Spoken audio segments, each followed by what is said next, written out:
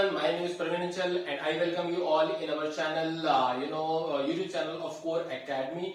और ये हमारा लास्ट और बहुत ही इम्पोर्टेंट वीडियो है चैप्टर नंबर 1 हिस्ट्री का, the rise of nationalism in Europe, जिसमें हम लोग समझेंगे बहुत ही इंपॉर्टेंट क्वेश्चन एंड आंसर्स और कुछ इंपॉर्टेंट टॉपिक्स, है ना।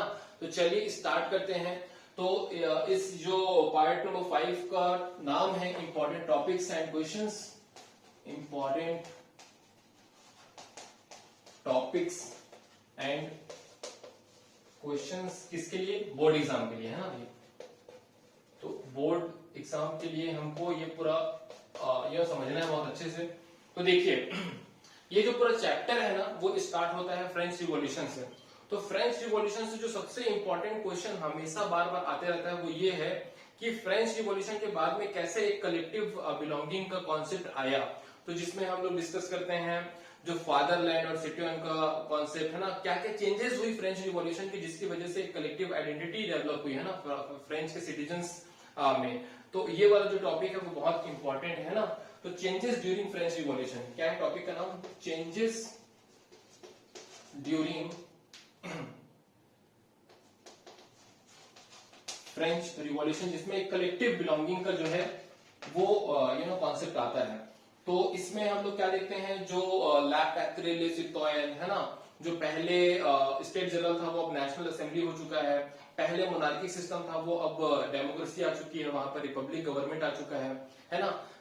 नेशनल फ्लैग उन्होंने बना लिया, try colour blue white red, और नेशनल एंथम भी बना लिया है ना, मर्साइलिस, जिनको रॉकेट डेले इसलिए ने लिखा था। एक नेशनलिज्म का फीलिंग, नेशनलिज्म का कॉन्सेप्ट इमर्ज हुआ इन टोटलिटी, जिनको फ्रेंच की आर्मी ने दूसरे देशों पर लेके गए। तो इस तरीके से ये जो चेंजेस ड्यूरिंग फ्रेंच रिवॉल्यूशन और जो कलेक्टिव बिलोंगिंग का जो कॉन्सेप्ट था ना वो हमेशा बोर्ड एग्जामिनेशन में पूछा जाता है। तो इसको बहुत अच्छे से आपको प्रैक्टिस करना है, प्रिपेयर करना है, ठीक है। उसके बाद में जो दूसरा सबसे इंपॉर्टेंट इसमें जो टॉपिक है ना, जिसमें से क्वेश्चन हमेशा आता है, वो है नेपोलियन का सिविल कोड।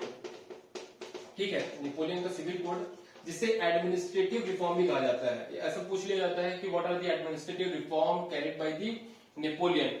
तो इसमें जो सिविल कोड के पॉजिटिव चीजें हैं उसको आपको बहुत अच्छे से बताना है। जैसे कि उन्होंने जो बर्थ के बेसिस पे प्रिविलेजेस था उसको खत्म कर दिया, इक्वालिटी लिबर्टी वाला जो कॉन्सेप्ट उन्होंने लेके आया कि इक्वालिटी बिफोर द लॉ, है ना।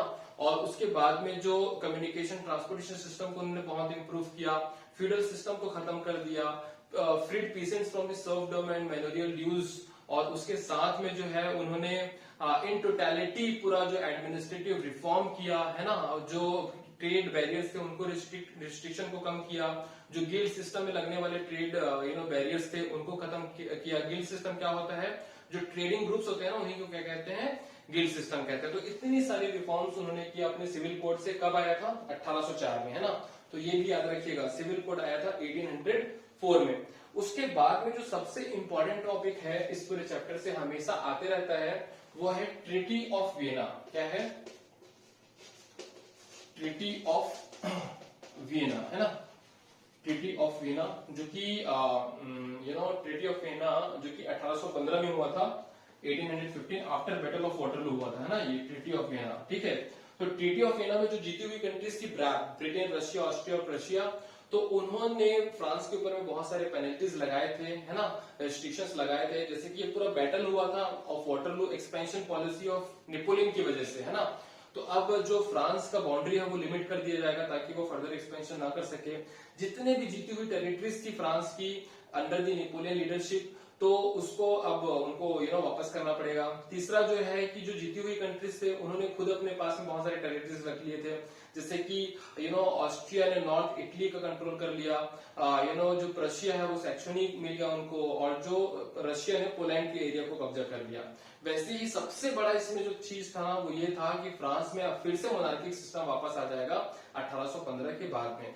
तो ये जो ट्रीटी ऑफ वियना है ना वो बहुत इंपॉर्टेंट टॉपिक है, आपको बहुत अच्छे से समझना है। एक चीज और है, ये जो वियना का जो पूरा कांग्रेस हुआ था, मीटिंग हुआ था, उसको कंडक्ट किसने कराया था? तो कंडक्ट किसने कराया था? ऑस्ट्रिया के चांसलर जिनका नाम था ड्यूक मैटरनिक। और ड्यूक मैटरनिक बहुत ही इंपॉर्टेंट कैरेक्टर है, 1 मार्क्स में हमेशा आ जाते हैं क्योंकि उनका स्टेटमेंट बहुत ही फेमस है, जो कि बोर्ड एग्जामिनेशन में हमेशा पूछा जाता है। जैसे कि एक बहुत ही इंपॉर्टेंट फेमस स्टेटमेंट है इनका कि when France sneezes the rest of the Europe catches cold, क्योंकि फ्रांस में जब भी कुछ रिवॉल्यूशन होता है ना तो बाकी के आसपास के देशों में भी रिवॉल्यूशन हो जाता है ना। तो इसीलिए जब फ्रांस छींकता है तो पूरे यूरोप को सर्दी हो जाती है। तो वैसे ही कुछ जब फ्रांस में रिवॉल्यूशन होता है तो बाकी यूरोप के देशों में भी रिवॉल्यूशन हो जाता है। तो उनका जो रेफरेंस ये था, ठीक है। तो याद रखिएगा ये ट्रीटी ऑफ वियना बहुत इंपॉर्टेंट है। उसके बाद में जो लिबरलिज्म का जो कॉन्सेप्ट था, है ना, जो स्ट्रॉन्ग मिडिल क्लास ने जो लिबरलिज्म आइडिया दिया था, है ना, तो इसके ऊपर में बहुत सारे क्वेश्चंस आ जाते हैं। तो जब भी लिबरलिज्म के बारे में पूछा जाएगा तो आप चार चीजों को बहुत ही अच्छे से लिखिएगा, है ना। एक है इक्वेलिटी बिफोर लॉ, दूसरा है इंडिविजुअल फ्रीडम, तीसरा है गवर्नमेंट बाय कंसेंट, और चौथा है फ्रीडम ऑफ मार्केट, है ना।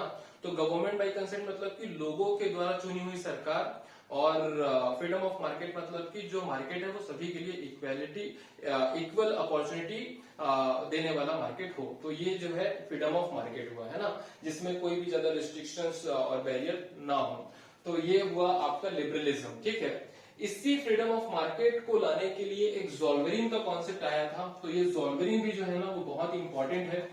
तो इसके ऊपर भी जो क्वेश्चन है ना वो हमेशा आते रहता है ज़ोल्वेरिन के बारे में, ठीक है। तो ज़ोल्वेरिन क्या था? एक कस्टम यूनियन था जर्मनी का, 1834 में बना था, है ना।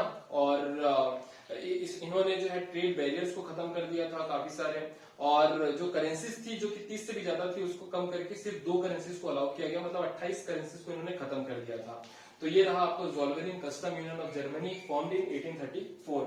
अब उसके बाद में एक और भी बहुत इंपॉर्टेंट क्वेश्चन यहाँ से इमर्ज हो जाता है, जिसे कहते हैं द एज ऑफ रिवॉल्यूशन, है ना। द एज ऑफ रिवॉल्यूशन के अंदर में जो एक ग्रीक वॉर ऑफ इंडिपेंडेंस का टॉपिक है, ग्रीक वॉर ऑफ इंडिपेंडेंस, ठीक है। तो ग्रीक वॉर ऑफ इंडिपेंडेंस से भी बहुत से क्वेश्चंस आ जाते हैं, है ना। तो कब स्टार्ट हुआ था? 1821 में। कब कंप्लीट हुआ? 1832 में। कौन सा ट्रीटी था? Treaty of Constantinople. कौन सा देश इनके ऊपर राज करता था? तो कौन सा देश करता था? ओटोमन एम्पायर, है ना। और किस वजह से ये पूरा वॉर हुआ? रिलीजियस डिफरेंसेस की वजह से, क्योंकि ग्रीक जो था या फिर ग्रीस जो था वो एक क्रिश्चियन कंट्री था, और जो ओटोमन एम्पायर है एक इस्लामिक देश है। और ग्रीक का सपोर्ट पूरा यूरोपियन कॉन्टिनेंट करता था। क्यों? क्योंकि Greek was also known as cradle of European civilisation, मतलब वो यूरोपियन सिविलाइजेशन कहां से स्टार्ट हुआ था? ग्रीक का। तो वो एक बहुत ही हिस्टोरिकल प्लेस है जिसको सभी यूरोपियन देश बहुत ही ज्यादा रिस्पेक्ट करते हैं। तो इस पूरे इंडिपेंडेंस से भी बहुत ज्यादा क्वेश्चन आ जाता है, ग्रीक वॉर ऑफ इंडिपेंडेंस से, है ना। उसके बाद एक बहुत ही इंपॉर्टेंट टॉपिक है जिसे कहते हैं फ्रैंकफर्ट पार्लियामेंट। क्या कहते हैं भाई? फ्रैंकफर्ट पार्लियामेंट, है ना। तो ये फ्रैंकफर्ट पार्लियामेंट से भी बहुत सारे क्वेश्चंस आ जाते हैं, जो कि कहां किससे रिलेटेड है? जर्मनी से। कब हुआ था? 1848 में हुआ था। ये एक अनसक्सेसफुल पार्लियामेंट था जिसमें लोग जो थे वो कॉन्स्टिट्यूशन बनाना चाहते थे। फ्रैंकफर्ट एक सिटी है जर्मनी का, है, सेंट पॉल चर्च में पूरा मीटिंग होता है। कॉन्स्टिट्यूशन बना के जो वहां के राजा होते हैं जिनका नाम होता है फ्रेडरिक विलियम फोर। तो जैसे ही फ्रेडरिक विलियम फोर को पता चलता है कि लोग कॉन्स्टिट्यूशन बना रहे हैं जो मेरी पावर को लिमिट कर देगा, तो तुरंत वो उसको रिजेक्ट कर देते हैं, आर्मी भेजकर पूरा मूवमेंट को सप्रेस कर देते हैं। इस वजह से ये पूरा अनसक्सेसफुल इवेंट था। फ्रैंकफर्ट पार्लियामेंट जर्मनी से क्वेश्चन आता है। उसके बाद जो ये इवेंट है, कौन सा इवेंट है? रिवॉल्यूशनरीज का, ठीक है। इससे भी क्वेश्चन आते हैं, गुजिपी मैजिनी वाला, है ना। रिवॉल्यूशनरीज और रोमांटिसिज्म। तो ये रोमांटिसिज्म और रिवॉल्यूशनरीज से क्वेश्चन हमेशा आते रहता है ना। तो रोमांटिसिज्म क्या था? एक कल्चरल मूवमेंट था, 1 मार्क्स में भी आ सकता है ना।